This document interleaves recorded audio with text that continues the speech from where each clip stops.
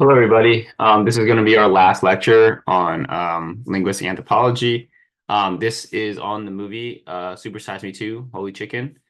If you have not watched that, please stop this video and go watch it before we move forward. Okay. So,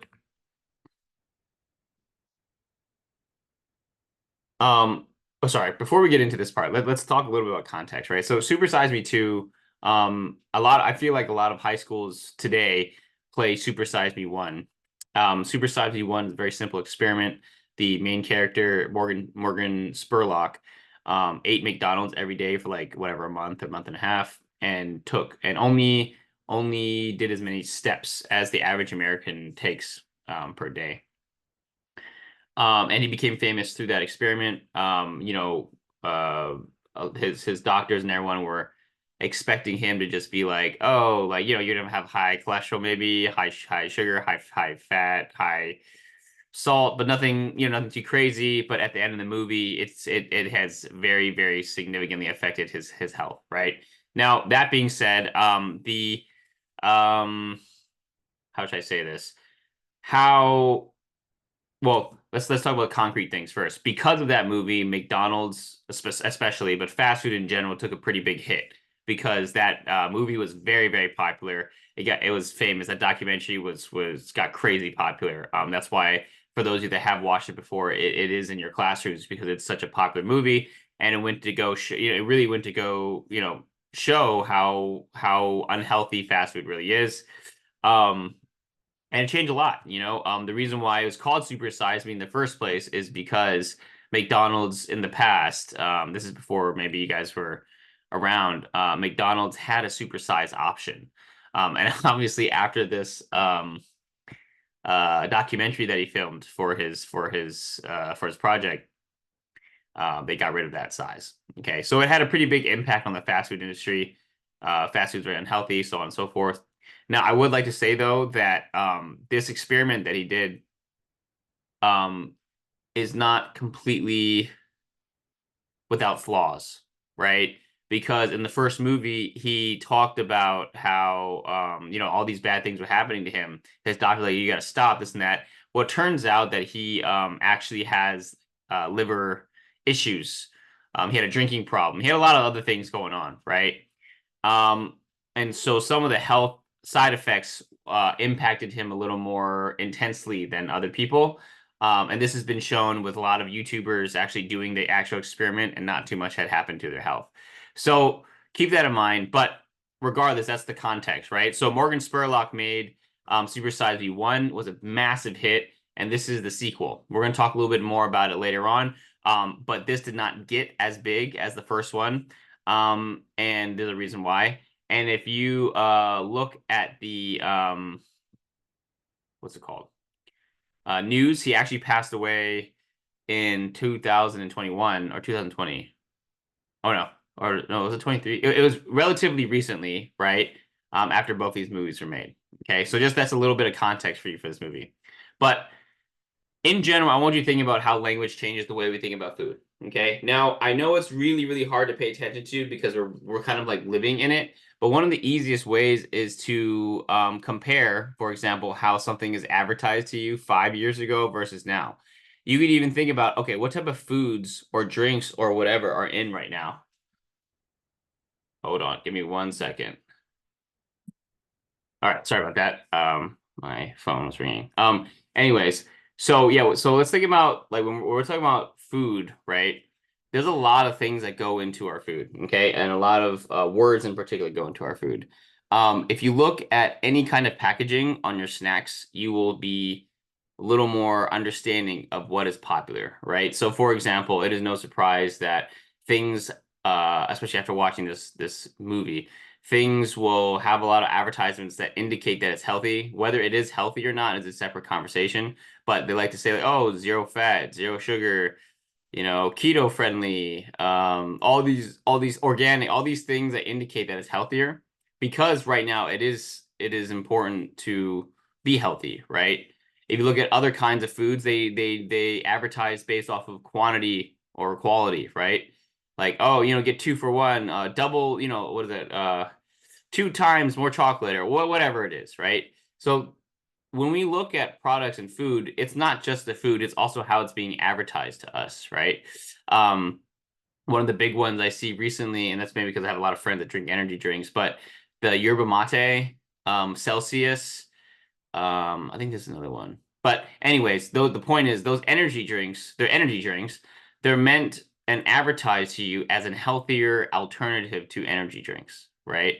To Monster, to Red Bull and stuff like that. And yeah, it's an interesting market niche because back in the day with Red Bull and Monster, what do they advertise, right? Red Bull gives you wings, Monster Energy, you're like a monster, you can just like kind of keep going or whatever. It's a very, very different marketing strategy. Now, realistically, especially with Monster Red Bull, are they really that different? Not really. Even Celsius and Yerba Mate, even though they are, I mean, they seem better. You have to really ask yourself, are they really that different from other types of energy drinks? What's the difference then between Yerba Mate or Celsius and drinking coffee? Is it more natural than coffee? I doubt it. Okay. So, anyways, the way that words come across and the way that people use language to change the way you think about food is everywhere. Okay. So let's talk about the actual movie. So, what do we learn about chicken? So, there's a few things we learn about chicken, right? The biggest thing is that, when we talk about hormones, being a problem in our chickens, it is not my, you know, I don't know about you, but for me, it was very impactful. I didn't know, that it was so, yeah, it's just so, it's very different what I thought it was. I always thought that there was someone in there with a syringe or like putting antibiotics in the food and all this other stuff. That's not the case. Or sorry, hormones in the food, so it's not the case, right? As we learned in the video, chickens um,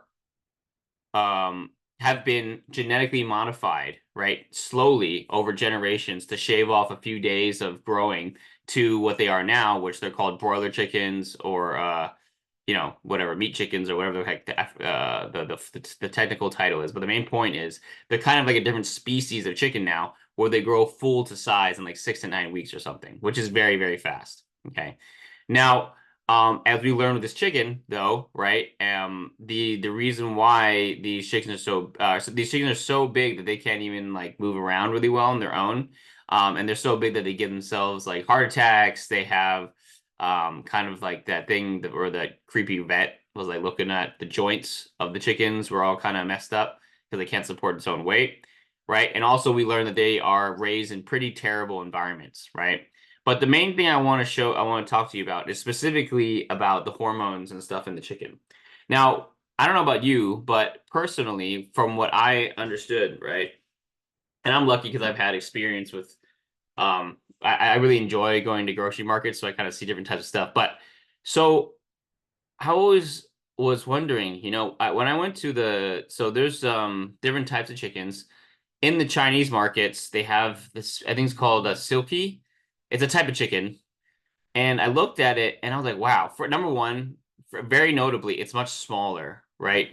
And it's much more proportionate in the size, right? So like if you look at a lot of the broiler chickens, they have really large breasts, really, really big thighs. However, the silky chicken that I saw in the Chinese supermarket was like maybe half the size. It was much smaller in terms of the breast and the thigh, right? Very interesting. And then I looked, the skin is very yellow, right? And overall, it looked very different.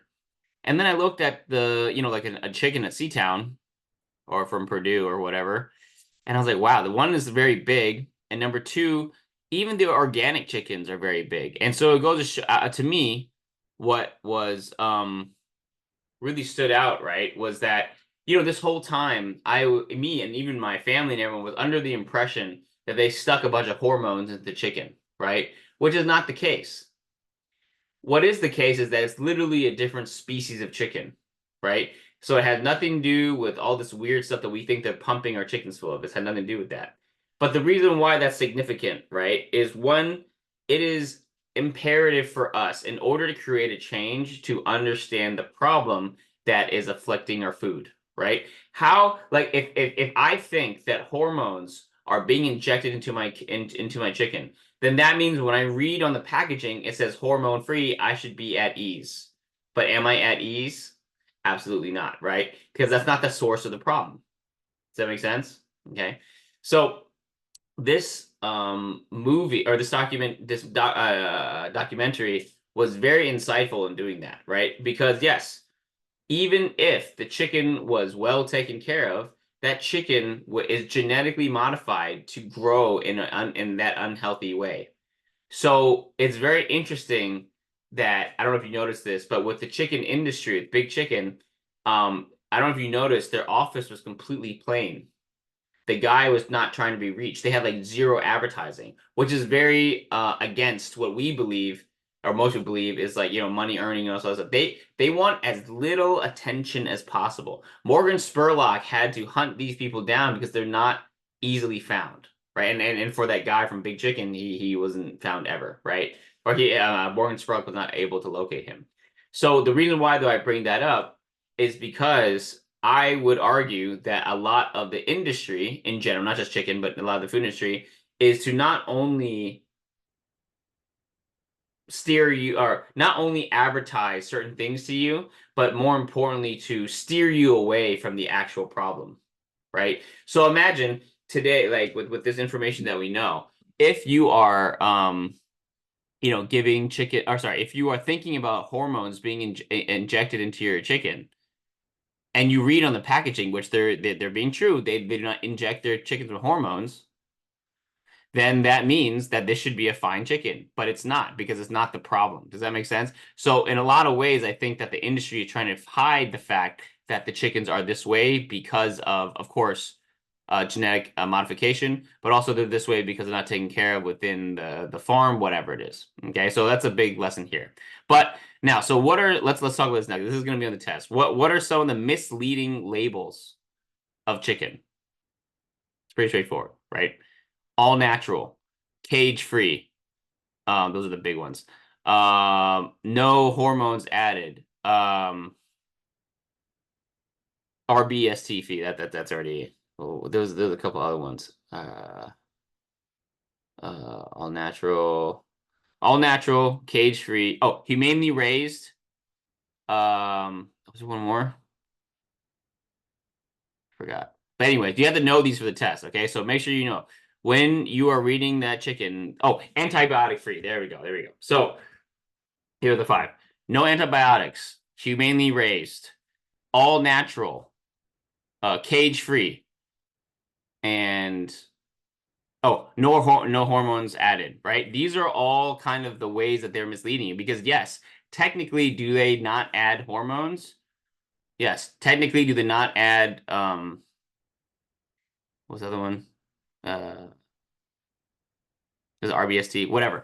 Are they technically not adding those or antibiotics? Are they technically not adding antibiotics? Yes, they're technically not adding antibiotics, but that's not the point, right?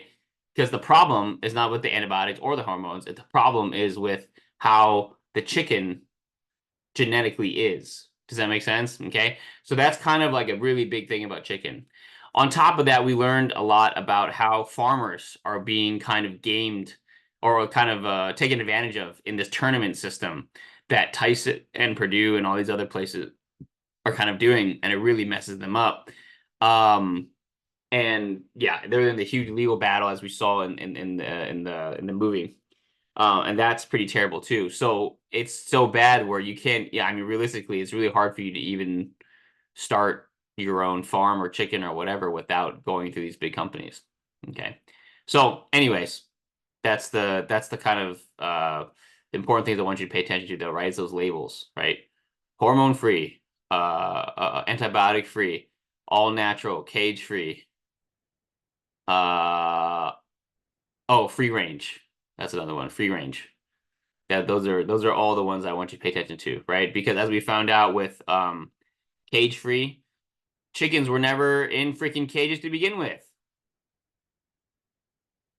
Humanely raised, as we learned through the video, the definition of humanely raised is set by the or by the corporation. What does that even mean? And more importantly, as they pointed out, they cannot check whether you are humanely or following your definition that you set anyway. Yeah. And then of course the cage free, cage free, we talked about that. They weren't raised in cages to begin with. Hormone free and antibiotic free. They were never injected that stuff to begin with. When we're talking about humanely raised, that's a definition set by the corporation, and is cannot be enforced by the FDA whatsoever. And the final one, which is my favorite, is the free range. Free range is such, it's such a lie, because all they do is put a little cage outside of the area, which they don't want to go to anyway. That's considered free range, right? So these are all very kind of like a lot of the misleading things I want you to pay attention to about the chicken in particular. All right. So fast food. How do fast food restaurants make their food seem healthier, right? They had a huge section about this. So one of the things I think you need to pull away from this video is that, yeah, it's true. You as an intelligent person can take away and deal with a lot of the kind of the superficial advertising methods that they might be doing to, to mask the nutrition or whatever of their food. But you have to also understand, just like Morgan Spurlock kind of showed in this video, McDonald or these large corporations are hiring teams of people that are experts in their field of human thought, of human behavior, of chefs, and all this other stuff to create food that will appeal to you. And while you may be able to get away, kind of get out of some of it, it's very difficult for you to get out of all of it, right? Remember, these people are very intelligent. Okay. Now, what's interesting though is for this one in particular, right? The greenwashing, having the salads next to the Baconator, having those word walls at Panera in particular, the color schemes of the decor. These are all very different ways, right? Using the word crispy instead of fried. These are all different ways in which fast foods make their food seem much healthier than it actually is. Okay, so this documentary technically isn't an anthropological study, right? But I do think that it emphasizes a lot of the good things of ethnography. And the reason why I say that is because Morgan Spurlock, he opened his own chicken farm and he started his own fast food business, right? And the reason why that's so significant is because I don't think anyone here would disagree, like, oh yeah, there's something wrong with the commercial chicken that we buy. Yeah, but only as someone that's in the business can really know what is going on. Like, I'm telling you right now, this understand. I still see it online on Instagram. All these health nuts talk about how they inject our chicken with hormones. Dude, that's not the case, bro. I know it's not the case now, right? But a lot of them think that it is, right? And it's not. It is not that. They're using genetically modified chickens. They're literally a special type of chicken called broiler chickens that are a result of, years and years and generations of, cutting off a day or two of their growth cycle.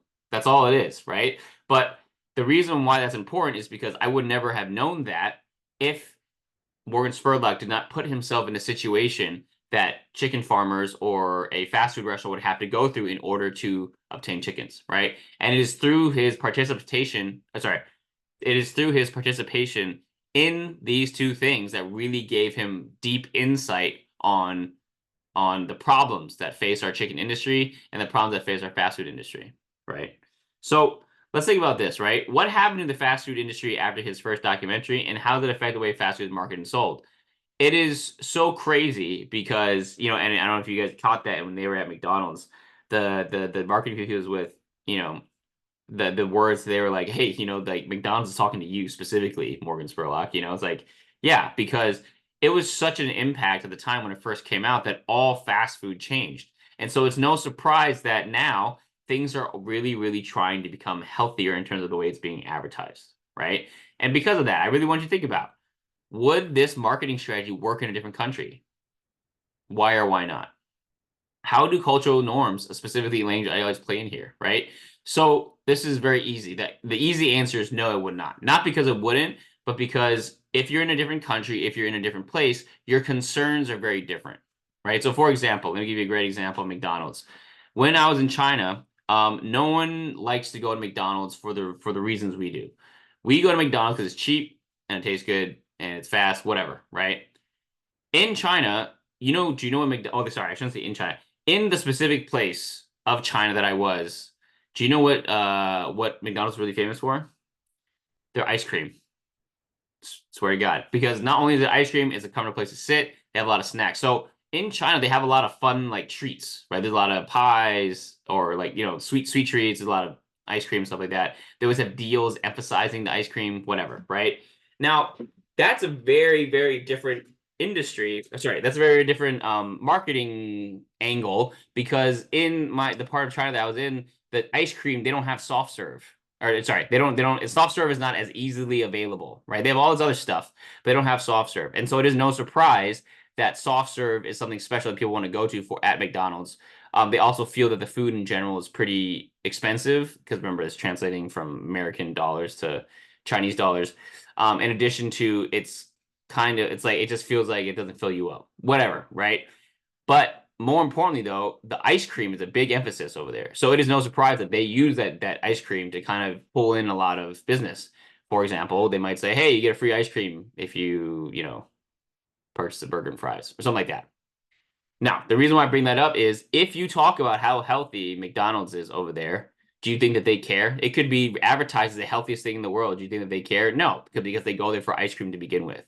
If you're in another country where they already view fast food as a very unhealthy treat, but it's a treat, advertising it as healthy is not going to convince anyone to buy their product. Does that make sense? So because of Super Size Me One, because of the way our society has developed in America, this marketing strategy of being healthy and all this is very, very emphasized. But if you translate that into another country, it's not going to work out very well. Okay. Now, so the reason why anthropology is so encompassing and difficult to define is because it is oftentimes referred to human complexity. As we can see in this movie, it is clear that things do not exist independently, but instead develop in response to each other, cultures, and systems. So I'm referring to specifically here. If you look at kind of like the ripple of, or not, I shouldn't say ripple, the different ways in which it's affecting everything, right? So because Purdue and Tyson have such a strong hold on chickens, right? It is difficult for an independent farmer to even exist. And because as an independent farmer is hard to exist, they have to exist within these corporations, tournament systems, which means they get, mistreated and they have to follow that system to produce chicken, which means that as a consumer, we don't have as many options for chicken, so on and so forth, right? There's a lot of ways in which this small thing is affecting a lot of things, right? But also, if you look at it from a more zoomed out perspective, Super Size Me One changed everything for our country's understanding of food. It changed our whole marketing scheme for food, right? Think about all the food that there is today. It is all so seriously advertised towards being healthy. And you have to think, or yeah, sorry. Super Size Me One had a big part in that. Like, look, think about all the food. Oh, 100 calories, oh, all this other stuff. Like, what's up? Well, what is all that? It's because of Super Size Me One. Okay.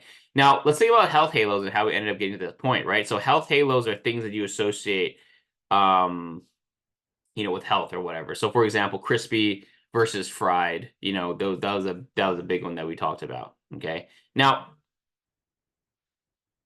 let's circle back. So human culture interactions are impossible to predict, right? Think about human imagination. Now, this is a big question here. Do you think it was intentional for people to farm chickens the way they do, or to have fast food the way it is, right?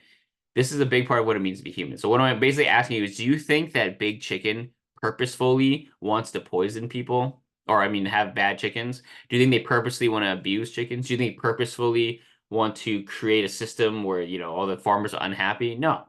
What do you think that their main concern is? Their main concern is just to get more money. I guarantee you, and I completely understand, at the beginning when they were trying to like genetically modify the chicken, they're probably like, you know what? Let's just shave a couple days off the chicken. It's taking a really long time for the chicken to grow. But now it's become a problem. Now their breasts are as big as my fists and their thighs, are as big as my arm or whatever, right? It's crazy. Okay. So a lot of this, right? A lot of people think of this as like evil and good. It's not really, that's not really the case. It's just that people are doing things um unintentionally causing these kinds of effects, right? And I need to actually maybe the guy was like, yo, dude, maybe if we cut down enough days off of this chicken, the whole world could be fed. Like maybe we're trying to end world hunger. But it ended up becoming, this kind of like corporate machine that we were, unaware that it was going to become.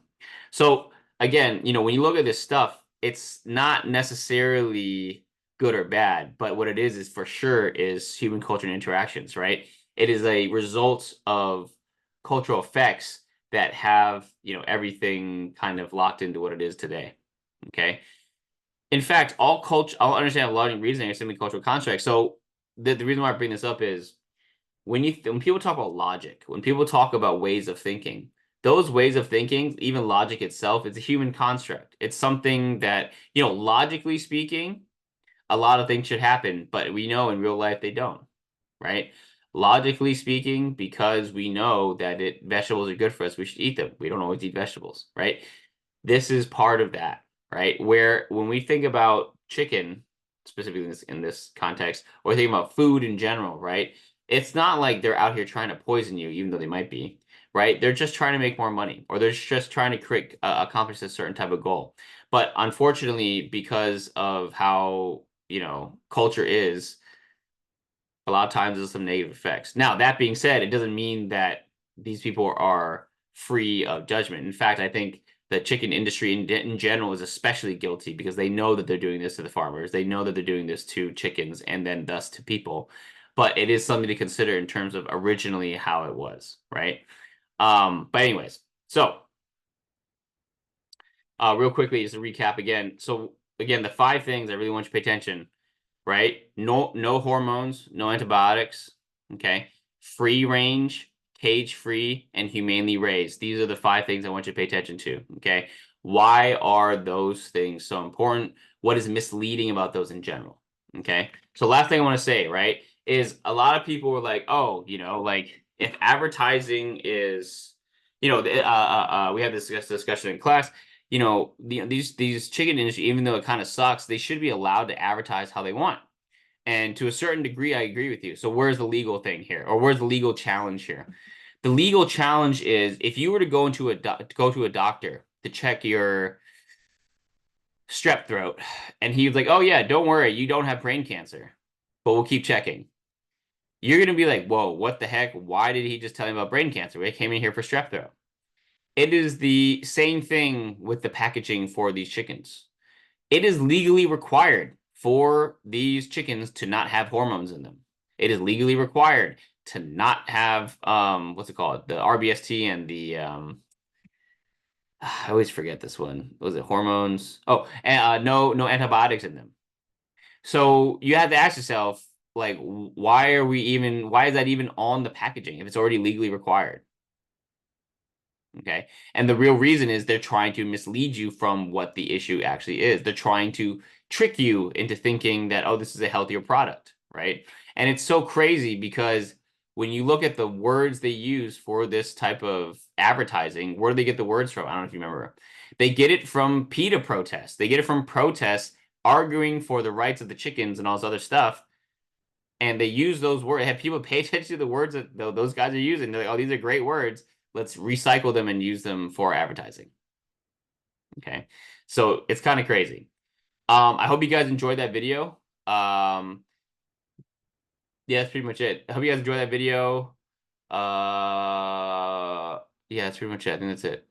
If you have any questions, please shoot me an email at raymond.fong@kvcc.cuny.edu.